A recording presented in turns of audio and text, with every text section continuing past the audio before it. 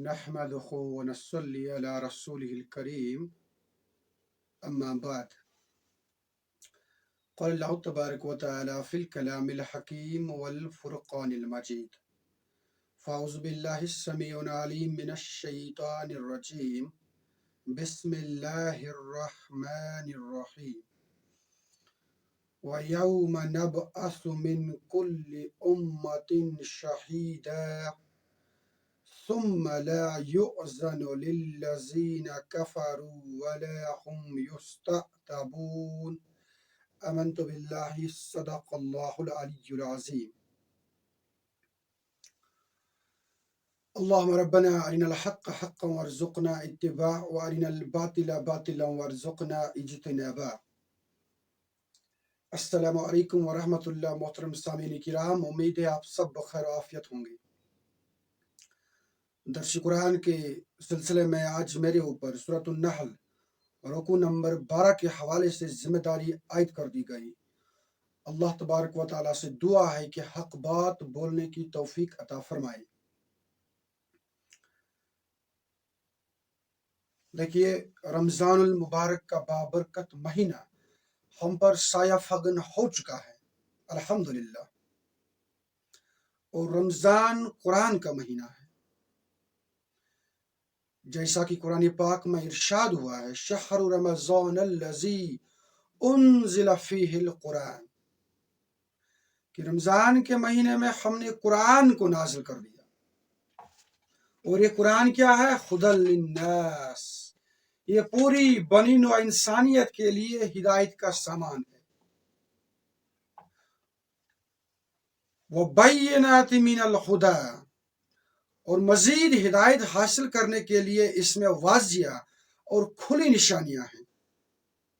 والفرقان، اور یہ حق و باطل کو، بلائی اور برائی کو ممیز کر دینے والی کتاب ہے، یہ کسوٹی ہے۔ فمن شہد منکم الشہر، اب جو کوئی بھی شخص اس مہینے کو پالے اسے کیا کرنا چاہیے؟ فلیصم، اسے روزے رکھنے چاہیے۔ الغرض، رمضان ایک نارمل مہینہ ہے باقی مہینوں کی طرح، اس سے یہ اسپیشل سٹیٹس اس لیے ملا ہے کیونکہ اس مہینے میں قرآن نازل ہوا ہے۔ اگر قرآن نازل نہ ہوتا اس مہینے میں تو شاید رمضان کو ہم ماہ مبارک کے نام سے نہ پکارتے۔ اچھا، پھر آپ دیکھ لیجئے، اس میں ایک خاص رات ہے جس کے متعلق فرما دیا گیا لیلۃ القدر خیر من الف شہر، یہ رات جسے ہم لیلۃ القدر کے نام سے جانتے ہیں، یہ 1000 مہینوں سے بہتر ہے۔ اچھا، یہ 1000 مہینوں سے بہتر کیوں ہے؟ کیونکہ انا انزلناہ فی لیلۃ القدر، اس مبارک رات میں ہم نے قرآن کو نازل کیا ہے۔ یہ مبارک رات بھی رمضان کریم میں ہے۔ یہ جو سارا ایک سسٹم ہے، یہ جو سارے انتظامات ہیں، یہ اصل میں کس کے ارد گرد گھومتے ہیں؟ قرآن کے ارد گرد گھومتے ہیں۔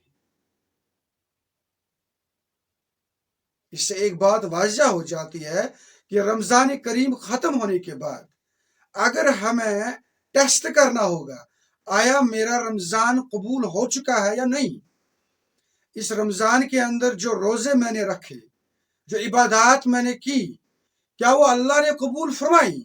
اس کے لیے ایک سمپل ٹیسٹ ہے کہ اگر میں نے قرآن سے اس مہینے میں رغبت پالی، اس کا مزہ چکھ لیا، اپنا رابطہ قرآن کے ساتھ مستحکم اور مضبوط کیا، یہ ایک نشانی ہے، بین ثبوت ہے کہ ہمارا جو رمضان ہے یہ اللہ کے ہاں قبول ہو چکا ہے۔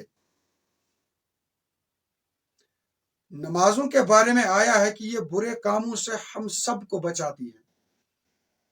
اب اگر نماز پڑھنے کے بعد ہم سمجھتے ہیں کہ ہم برے کاموں سے، برے افعال سے رک گئے، تو کیا یہ اس بات کا ثبوت نہیں ہے کہ ہماری نمازیں اللہ کے ہاں قبول ہوتی ہیں؟ اسی طرح سے رمضان کے بعد اگر میں نے قرآن سے رابطہ مزید مستحکم کیا، اپنے آپ کو مزید ڈسپلنڈ رکھا، ضبط نفس پا لیا باقی 11 مہینوں میں بھی، بہن ثبوت ہے کہ الحمدللہ میرا رمضان قبول ہو چکا ہے۔ رمضان کے جو مقاصد ہیں، جو اہداف ہیں، وہ میں نے پا لیے ہیں۔ اس طرح سے ماہ مبارک قرآن کا مہینہ ہے، اور محترم سامعین، رمضان المبارک میں سب سے زیادہ کام، سب سے بڑی عبادت اگر کچھ ہو سکتی ہے تو وہ یہی قرآن ہے۔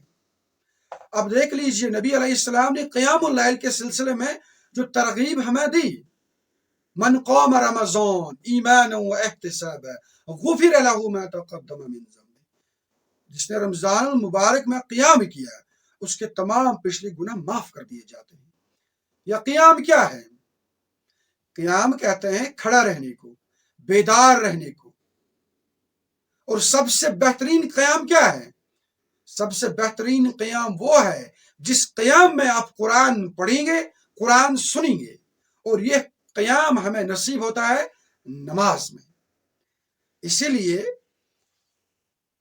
ہم بڑے شوق اور ذوق کے ساتھ تراویح کی نماز میں شریک ہوتے ہیں۔ قیام اللیل اسی چیز کا نام ہے، رات کو ٹھہرنے کا نام ہے۔ اب اس تراویح میں بھی ہم کیا کرتے ہیں؟ وہ جو قیام اللیل ہے اس میں ہم کیا کرتے ہیں؟ یہی قرآن سنتے ہیں، اور قرآن ہی سننا چاہیے۔ اسی سلسلے کی مناسبت سے پچھلے تقریباً 1.5-2 سالوں سے البیان کا پلیٹ فارم بڑے زور اور شور کے ساتھ کام کرتا ہے، یہی مقصد لے کر، یہی ہدف اٹھاتے ہوئے کہ بھئی ہم نے قرآن سے تمام انسانیت کا جو رابطہ ہے وہ استوار کرنا ہے۔ خاص کر امت مسلمہ کے جو نوجوان ہیں انہیں سمجھانا ہے، جیسا کہ میں نے لاسٹ جو درس دیا تھا رکن نمبر 8 کا سورۃ النحل، اس میں قرآن کو فرما دیا گیا یہ ہدایت ہے، یہ رحمت ہے، یہ شفا ہے، اور یہی دہائی ہمیں امت کے نوجوانوں کو دینی ہے۔ بھائی ہمارے تمام مسائل جو ہیں ان کا جو مداوع ہے وہ اسی قرآن میں ہے۔ اس وقت میں نے کہا تھا کہ بھائی اس کی بہت ساری وجوہات ہیں کیوں ہم قرآن کی طرف رغبت حاصل نہیں کرتے ہیں۔ آج میں اس حوالے سے ایک وجہ آپ کے سامنے رکھ ہی دیتا ہوں۔ اس کی ایک بڑی وجہ، اور میں سمجھتا ہوں سب سے پہلی وجہ یہ ہے کہ ہم لوگ عربی سے نابلد ہیں۔ دیکھیے قرآن اصل میں عربی میں نازل ہوا ہے، اور معنی، مفاہیم اور تاثیر کو الگ چھوڑ کر عربی زبان کے اندر وہ عربی زبان جو قرآن میں استعمال کی گئی ہے ایک بہت بڑا اعجاز ہے۔ اس قرآن نے اپنے اسی کلام کی وساطت سے عرب کے بڑے بڑے شعراء کو مات دی۔ عرب جاہلیت میں 3 چیزوں سے کسی کی جے کار کی جاتی، کسی کو بڑا مانا جاتا۔ اس میں سب سے پہلی بات تھی شعر و شاعری اور خطابت۔ تو اس لحاظ سے عرب کے لوگ اس صنف میں بہت آگے تھے، کوئی ان کا ہم پلہ نہیں تھا۔ یہ سمجھ لیجیے آپ، عرب کے اندر جو اس وقت کی شعر و شاعری اور خطابت کا جو یہ مسئلہ تھا، یہ بالکل آپ اسی طرح سمجھ لیجیے جس طریقے سے آج کا میڈیا ہے۔ اور میں سمجھتا ہوں آج کل کے زمانے میں جس کے ہاتھ میں میڈیا ہے، جس کی لوگوں سنتا ہے، یا جو لوگوں کو بل جبر سناتا ہے، یا جس کے کلام سے، جس کے بیک گراؤنڈ میوزک سے، جس کے اینیمیشن سے، جس کی ڈیجیٹل سکلز سے لوگ زیادہ سنتے ہیں، میں سمجھتا ہوں آج کل کی دنیا میں سب سے بڑا طاقتور انسان وہی ہے، کیونکہ اس کے پاس پھر سب کچھ ہے، اور جس طرح سے چاہے لوگوں کے اذہان کو موڑ سکتا ہے۔ تو بالکل آپ سمجھ لیجئے عرب جاہلیت میں یہ سٹیٹس، یہ رتبہ، یہ سکل، یہ ٹیکنیک، یہ پاور اگر کسی کو ہوتا تو وہ یہی شعراء اور خطیب تھے۔ اتنے بڑے پائے کے یہ لوگ تھے اس صنف میں۔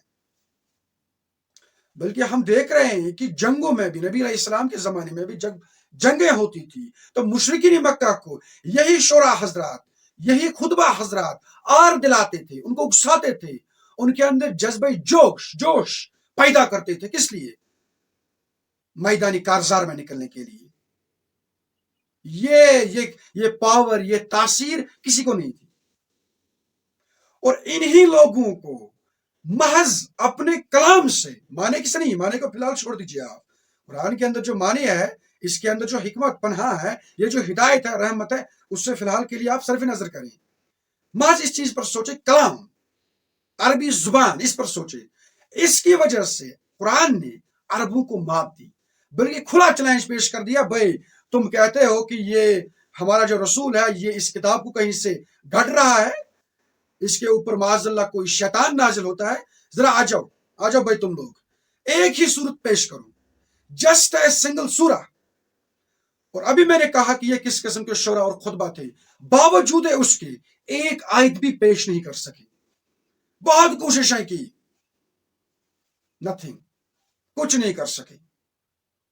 اور اس کی وجہ سے بہت سارے لوگ پھر کیا ہو گئے؟ زیر ہو گئے. آپ کو معلوم ہے نجاشی کے دربار میں حضرت جعفر نے رضی اللہ تعالی عنہ خطاب پیش کیا، سورہ مریم کی تلاوت کر دی.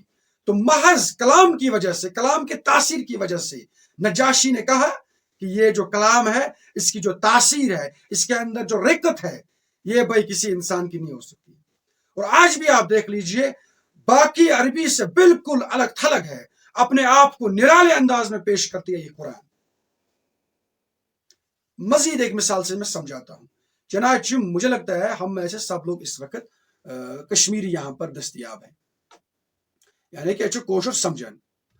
کوشرس مز اگر ایسے پنس کنس بزرگس کلام شیخ العالم پیش کرو، تمس بوزناو شیخ العالم صبن کی شعر، تہ آس وچمت تمس اندر کزا رکت پود گژھان. کیاز؟ تکیاز سہ کلام شیخ العالمچ باریک بینی ہیکان سمجھت. تمس کوشر زبان سمجھ تران، کوشر زبان ہز تاثیر تمس بالکل باخبر. بہ بوزنو تہ شعرہ شیخ العالم صبن. ژالن چھ وزمل تہ ترٹے، ژالن چھ وزمل تہ ترٹے، ژالن چھ مندنس گٹ کار، ژالن چھ پربتس کرن اٹے، ژالن چھ مز اتھس ہن نار. آپ بڑے دھیان سے سنیے پلیز. ژالن چھ پان کڑن گھٹے، ژالن چھ یک وٹ کھن زہر خار. اگر یہ اشعار ہم اپنے کسی کشمیری بزرگ کو سنائیں گے تو آپ دیکھیں گے اس کے اندر کتنی رکت پیدا ہو جائے گی. اچھا پھر آپ دیکھ لیجیے اقبال کی شاعری، یا جو ہمارے نامور شعرا ہے، انقلابی شعرا جو ہیں، ان کے اشعار آپ سنیں. میں آپ کو مثال کے طور پر یہاں پر اقبال کے چند اشعار سناتا ہوں. اللہ سے کرے دور تو تعلیم بھی فتنہ، املاک بھی، اولاد بھی، جاگیر بھی فتنہ، نہ حق کے لیے اٹھے تو شمشیر بھی فتنہ، شمشیر ہی کیا نعرہ تکبیر بھی فتنہ. مزید اشعار میں آپ کو سناتا ہوں، محض یہ بات باور کرانے کے لیے کہ بھائی قرآن کے اندر جو تاثیر ہے وہ ہم سمجھ کیوں نہیں پا رہے ہیں. اس کی جو ایک بنیادی وجہ میں آپ کے سامنے بیان کر رہا ہوں کہ عربی سے ہم لوگ جو نابلند ہیں، یہ اس کی ایک بنیادی وجہ ہے. یہ دیکھیے اشعار کیا ہے اقبال کی. منزل سے آگے بڑھ کر منزل تلاش کر، مل جائے تجھ کو دریا تو سمندر تلاش کر. ہر شیشہ ٹوٹ جاتا ہے پتھر کی چوٹ سے، پتھر ہی ٹوٹ جائے وہ شیشہ تلاش کر. سجدوں سے تیرے کیا ہوا صدیاں گزر گئی، دنیا تیری بدل دے وہ سجدہ تلاش کر. ایمان تیرا لٹ گیا رہزن کے ہاتھوں سے، ایمان تیرا بچا لے وہ رہبر تلاش کر. مزید اشعار میں سناتا ہوں آپ کو.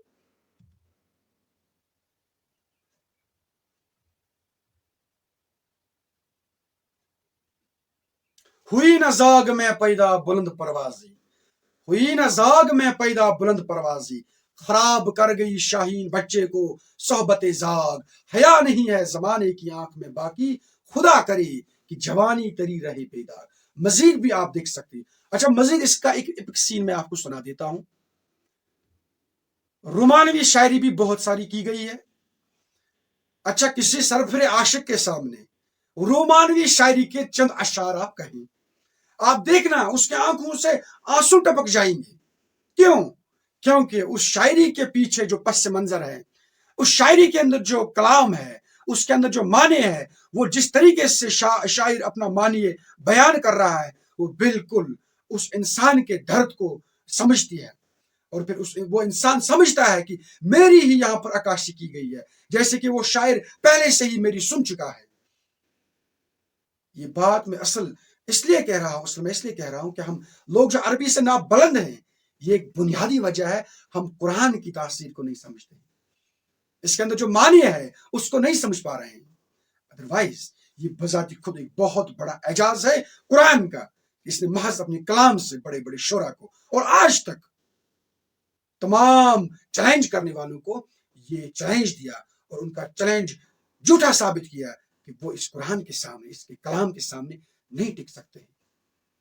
अगर आपने मौलाना मौदूदी साहब की तफसीर पढ़ी होगी, उन्होंने मुख्तलिफ जगहों पर कुरान के किसी लफ्ज को उठाकर इतना ही कहा कि भाई ये जो मैंने तर्जुमे में इस लफ्ज का माने बता दिया है, ये इसका हकीकी माने नहीं है, और न ही ये लफ्ज उस अल्फाज के माने को पूरा कर सकता है।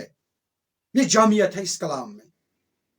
एक लफ्ज है, उसके अंदर जो बैकग्राउंड है, उसके अंदर जो माने है, उसका जो एरिया ऑफ मीनिंग है, वो कितना बुलंद है, हमारी समझ से बाहर है। तो भाई कुरान को समझने के लिए अब अगर हमें सबसे पहली कोशिश करनी चाहिए, सबसे पहला काम करना चाहिए, वो ये है कि भाई हम कुरान की जुबान को सीखें, और कम से कम इतनी सीखें कि हमें वो अरबी समझ में आ जाए जो अरबी कुरान में पेश की गई है।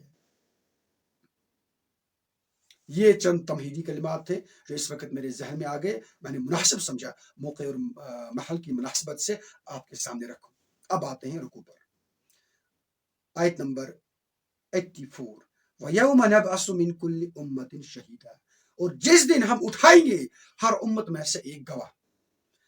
इससे पहले हमने देख लिया इस रुकू में अल्लाह तबारक व तआला अपनी मुख्तलिफ नियामतों का तकरार के साथ तज़किरा करते हैं और कहते हैं कि ये जो नियामतें मैंने आपको दी, क्या ये ऐसे ही आपको मिल रही हैं?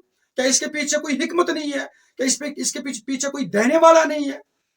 अब अगर तुम लोग इन नियामतों का कुफ्र करते हो तो याद रखो एक दिन आने वाला है जिस दिन क्या होगा, वह यौम, और ये वो दिन होगा, नबअसु मिन कुल्लि उम्मतिन शहीदा, हम उठाएंगे हर उम्मत में से एक गवाह।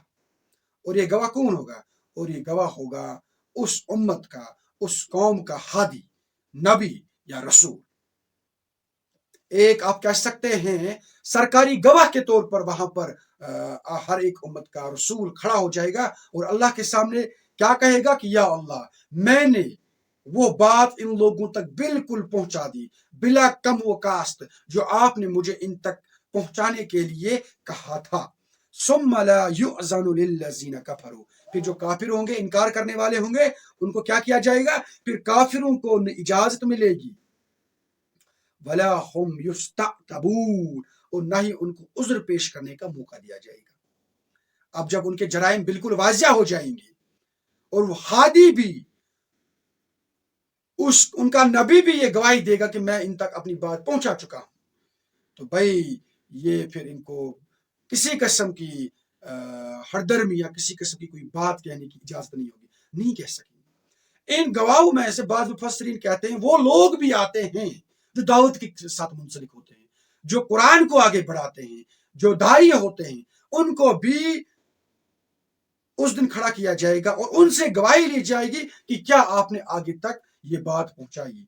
अगर पहुंचाई होगी तो वो उनका मुआखिजा नहीं किया जाएगा। अब अगर उन्होंने नहीं पहुंचाई होगी तो उनका भी मुहासबा सबसे पहले किया जाएगा। जिस तरीके से हमें कुरान पाक में एक दूसरी जगह फरमा दिया गया है कि भाई हमने तुमको उम्मतन वसत के तौर पर भेजा है, यानी कि तुम लोग इंटरमीडिएटर्स हैं, पीछे वालों के और आगे वालों के। पीछे से लेते हो, अपने ऊपर इंप्लीमेंट करते हो, आगे पहुंचाते हो। अब अगर तुमने आगे नहीं पहुंचाया तो सबसे बड़ा जुर्म यही है। और इसी की वजह से फिर हो सकता है कि हमारी वजह से हमारे जो अहबाब हैं, हमारे जो जान पहचान वाले हैं, अगर گمراہی میں رہے تو ان کی گمراہی کا بھی جو ایک آپ کہہ سکتے ہیں گناہ ہے وہ ہم پر آ جائے گا. اب اگر ہم نے یہ کام کر دیا تو ایک تو ہم خود کامیاب ہو جائیں گے، دوسری بات یہ کہ ہم اپنے حق میں یہ گواہی بھی دیں گے کہ ہم نے یہ بات دوسروں تک پہنچائی تھی.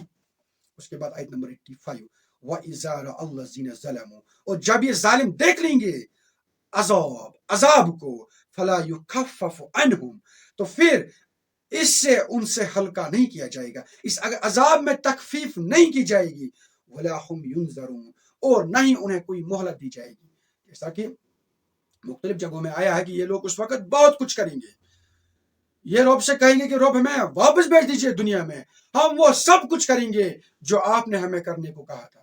یہ دعا کریں گے، مناجات کریں گے، سفارش کرنے کے لیے تقدو کریں گے، لیکن اس کی ذرا سی بھی اجازت ان کو نہیں ملے گی. اس کے بعد آیت نمبر 86 وَإِذَا رَأَى الَّذِينَ أَشْرَكُوا، اب یہاں پر مشرکین کا تذکرہ کیا جا رہا ہے. اور جب مشرک لوگ دیکھ لیں گے شرکاءہم، اپنے بنائے ہوئے شریکوں کو، یعنی قیامت کے روز مشرکین جب اپنے بنائے ہوئے شریکوں کو دیکھیں گے تو کیا کہیں گے؟ یہ ربنا ہؤلاء شرکاؤنا، تو کہیں گے اے ہمارے رب یہی وہ شریک ہیں الذین کنا ندعو من دونک، جنہیں ہم تیرے سوا پکارتے تھے. فَأَلْقَوْا إِلَيْهِمُ الْقَوْلَ، تو یہ شریک لوگ جنہیں تصور کرتے تھے دنیا میں اللہ کے ثانی، تو وہ پھینک دیں گے یہ بات انہی کی طرف انہم لکاذبون، اور کہیں گے تم لوگ جھوٹ بولتے ہو. اب یہاں پر یہ بات براہ راست اس عمل پر صادق ہوتی ہے جو عمل مشرک لوگ کرتے ہیں، اور اس وقت بہت سارے مسلمان لوگ بھی، کہنے کو مسلمان لوگ بھی کرتے ہیں. اور وہ کیا ہے؟ اللہ کے مقابلے میں اس کی مخلوق کو پوجتے ہیں، ان سے استعانت طلب کرتے ہیں، ان سے دعا مانگتے ہیں، انہیں داتا سمجھتے ہیں، غریب نواز سمجھتے ہیں، گنج بخش سمجھتے ہیں، ان کے مزارات پر جا کر ان سے دعا کرتے ہیں، اور یہ سمجھتے ہیں کہ بھئی یہ صاحب ہماری نیا کو پار کریں گے. یہی قیامت کے روز کھڑا ہو جائیں گے، پھر ہمارے خلاف گواہی دیں گے بھائی یہ جھوٹ بول رہے ہیں، یہ ہماری پرستش کرتے تھے، ہم تو اس قابل تھے ہی نہیں، بلکہ ہمیں تو خود اللہ نے بنایا تھا. تو اس سلسلے میں دعا اور مناجات محض اللہ کے لیے ہے، اسی کے لیے سزاوار ہے، کسی سے کچھ بھی نہیں مانگا جا سکتا ہے. یہ بڑی خطرناک چیز ہے. اس کے بعد آیت نمبر 87 وَأَلْقَوْا إِلَى اللَّهِ يَوْمَئِذٍ السَّلَامَ، اور وہ اس روز اللہ کے حضور عاجزی پیش کریں گے. وَضَلَّ عَنْهُمْ مَا كَانُوا يَفْتَرُونَ، اور گم ہو جائیں گے ان سے وہ سب عقائد، وہ سب چال بازیاں جو وہ گڑا کرتے تھے. یہاں پر یہ لوگ بڑے بڑے چال باز ہوتے ہیں، قسم وار یہ یہاں پر عذرات پیش کرتے ہیں، لیکن وہاں پر ان کے ہوش اٹھ جائیں گے اور انہیں لگے گا کہ ہم جو دنیا میں کسی کو ٹوپی پہنا رہے تھے، یہاں تو ایسا کچھ معاملہ ہی نہیں ہے، یہاں بالکل واشگاف ہے، یہاں بچ نکلنے کے لیے کوئی امکان ہی نہیں ہے. اس کے بعد آیت نمبر 88 الذین کفروا، وہ لوگ جنہوں نے کفر کیا، وصدوا عن سبیل اللہ، اور روکتے رہے دوسروں کو اللہ کے راستے سے، زدناہم عذابا فوق العذاب، ہم ان کے عذاب پر عذاب کا اضافہ کرتے چلے جائیں گے، عذاب پر عذاب دیتے رہیں گے. بما كانوا يفسدون، بسبب اس فساد کے جو وہ کرتے تھے. ایک عذاب اس لیے کہ خود صراط المستقیم پر نہیں چلے، دوسرا عذاب دوسروں کو روکتے تھے صراط المستقیم پر چلنے کے لیے.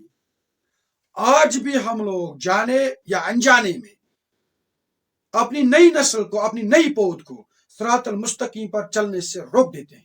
معذرت کے ساتھ کہنا پڑتا ہے، ہم میں سے اگر کوئی نوجوان اسلام پسند ہے، صوم و صلات کا پابند ہے، اسلام کا لباس ظاہر میں بھی اور غائب میں بھی پہنتا ہے، اس سے ہم ڈراتے ہیں بھائی ایسے مت چلو. کوئی حق بیانی کرتا ہے اس سے کہتے ہیں بھائی، اور ہم بڑی ہمدردی کے ساتھ کہتے ہیں بھائی ہمدردی، بھائی یہ حق بیانی مت کرو تمہیں مارا جائے گا. میں سمجھتا ہوں اس طریقے کے جتنے بھی افعال، چاہے ہم ہمدردی کے ساتھ یا ضد اور ہردرمی کے ساتھ کہیں، اسی ذیل میں آتے ہیں کہ ذیل میں وَصَدُّوا عَن سَبِيلِ اللَّهِ، روکنا کسی کو اللہ کے راستے سے. بھائی اگر کوئی اللہ کا کام کر رہا ہے اپنے شوق سے، کرنے دیجیے، کیا دقت ہے؟ بلکہ اسے شاباشی دینی چاہیے، اس کے لیے مزید راستہ ہموار کرنا چاہیے کہ ہم بھی نہ اس صدو عن سبیل اللہ کے زمرے میں نہ آ جائیں. اس کے بعد آیت نمبر 89، وَيَوْمَ نَبْعَثُ فِي كُلِّ أُمَّةٍ شَهِيدًا، پھر وہی مضمون. اور اب ذرا تصور کرو اس دن کا جس دن ہم ہر امت میں کھڑا کریں گے ایک امت، علیہم من انفسہم، انہی میں سے. اب یہاں پر یہ بات بالکل واضح ہو جاتی ہے، یہ کوئی بھی داعی ہو سکتا ہے جس کی وساطت سے ہم تک بات پہنچی حق کی، اس سے بھی ہمارے خلاف آخرت کے روز کھڑا کیا جائے گا. وَجِئْنَا بِكَ شَهِيدًا عَلَىٰ هَٰؤُلَاءِ، اور اے نبی، اے محمد رسول صلی اللہ علیہ وسلم، ہم آپ کو کھڑا کریں گے گواہ بنا کر ان کے خلاف، ان مشرکین کے خلاف. وَنَزَّلْنَا عَلَيْكَ الْكِتَابَ، اور اے نبی صلی اللہ علیہ وسلم، ہم نے اتاری ہے آپ پر یہ کتاب تبیان، وضاحت کے ساتھ، یہ واضح کرتی ہے، ممیز کر دی ہے حق کو باطل سے، کوئی قیل اور کال نہیں رکھتی ہے، واشگاف الفاظ میں بیان کرتی ہے، ڈالتی نہیں ہے، پس پردہ نہیں رکھتی ہے. لِكُلِّ شَيْءٍ، ہر کسی چیز کی. یہ جن معاملات میں یہ لوگ سوال کھڑا کرتے ہیں یا جن فقہی موشگافیوں کے اندر یہ مصروف ہو چکے ہیں، ان تمام موشگافیوں کا کلا کما کرنے کے لیے کتاب ہے. وَہُدًى، اور یہ ہدایت ہے، رحمت ہے. قرآن اللہ تبارک و تعالیٰ کی رحمت کا سب سے بڑا مظہر ہے. اس سے بڑی رحمت، اس سے بڑا اکرام، اس سے بڑا معجزہ اور کوئی ہو نہیں سکتا ہے. وَبُشْرَىٰ لِلْمُؤْمِنِينَ، اور نبی ہے، نبی، یہ جو مسلمان لوگ آپ کے ساتھ چلتے پھرتے ہیں، یہ ان کے لیے بشارت ہے. اگر یہ ان کے لیے بشارت نہ ہوتی تو مجھے نہیں لگتا کہ نبی علیہ السلام کے ساتھ پھر اس قسم کے صحابہ اٹھتے جو ہر وقت جان کی بازی لگانے کے لیے تیار تھے، مطلب جن کا والہانہ محبت پھر نبی صلی اللہ علیہ وسلم کے ساتھ اتنا بڑھ گیا. نبی علیہ السلام وضو فرماتے، یہ لوگ اس وضو کے پانی کو ضائع نہیں ہونے دیتے. ان اصحاب نے اپنا گھر بار چھوڑ لیا، اپنی قرابت داریاں چھوڑی. یہ کیا تھا؟ یہ اسی قرآن کی بدولت ان کے اندر وہ روح پھونکی گئی تھی، ان کی جو وجد ہے، وہ جو کیفیت ہے، وہ پیدا ہو چکی تھی، اور اسی کی وساطت سے، اسی کی وجہ سے پھر ایسے اصحاب ہم نے تاریخ میں بھی دیکھے، اور انہی کی وساطت سے الحمدللہ آج ہم تک قرآن پاک کی دعوت پہنچی ہے. اگر یہ نہ ہوتے تو اللہ بچائے ہم لوگ پتہ نہیں کس گمراہی میں اور کس ضلالت میں اس وقت ہوتے. اس طرح سے یہ جو رکوع ہے اس کا اجمالی جائزہ ہم نے لے لیا. اللہ تبارک و تعالیٰ سے دعا ہے کہ زیادہ بولنے سے اور زیادہ سننے سے زیادہ عمل کرنے کی توفیق عطا فرمائے. بولنے میں اگر کوئی غلطی ہوئی ہوگی اللہ تبارک و تعالیٰ اس سے معاف کر دے. سننے میں اگر کوئی لغزش ہوئی ہوگی اللہ تبارک و تعالیٰ اس سے ہمارے دلوں سے محو کر دے. ربنا تقبل منا انك انت السميع العليم. السلام علیکم ورحمۃ اللہ.